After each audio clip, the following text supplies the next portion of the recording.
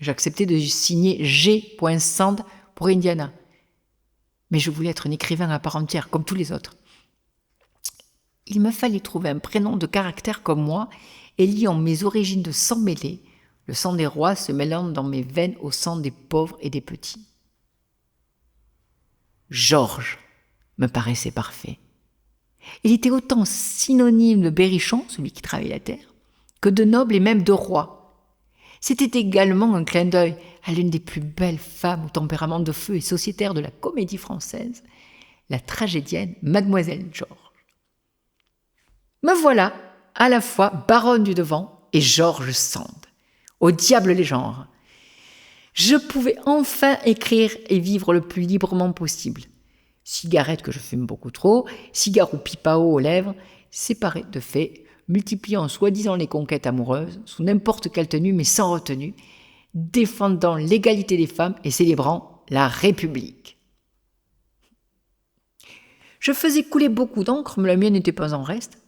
Après Indiana de G. Sand, ce fut la naissance de George Sand et de sa Valentine. J'avais la fièvre de l'écriture, mais aussi ce sentiment profond d'injustice lié à mon sexe et à la barbarie des lois qui le régissent. L'existence et la place de la femme dans le mariage, la famille et la société.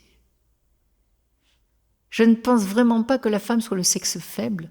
Je voulais qu'on ait les mêmes droits que les hommes, à l'instruction, au plaisir, au divorce, à l'autonomie financière. Dans ces 3 premiers romans, j'y sondais de manière différente l'âme féminine. Peut-être la mienne, au fond. Dans le même temps, je signais avec Buloz de la revue des 2 mondes, appelée l'Écurie des génies, un contrat de 4 000 francs pour 32 lignes toutes les 6 semaines. Je gérais ma carrière comme un véritable homme d'affaires, ou une femme comme on veut, car je suis les 2 à la fois. Cet argent me permit de mieux me loger qu'elle m'alarmait, dans ce que j'appelais ma mansarde bleue. En janvier 1832, je fis la connaissance de la comédienne Marie Dorval, avec qui j'eus une amitié très passionnée et qui fit couler beaucoup d'encre, et parlait encore plus de moi. Qu'importe le flacon, pourvu qu'on en ait l'ivresse. J'avais besoin de cet enivrement d'essence. Et Jules commençait à m'agacer réellement. Il se plaignait que je travaillais plus que lui, et avec plus de facilité. Je le soupçonne même de m'avoir trompé quand j'étais à Nohant. Plus j'étais reconnue, plus mon couple s'étiolait, jusqu'à sa rupture au bout de 2 ans. Je le savais malheureux et l'âme brisée. Toutefois, j'étais une femme libre, et ce n'est pas pour me mettre à penser un petit colibri. Il faut se respecter et mettre nos limites. Les miennes étaient franchies, il était jeune, il allait s'en remettre.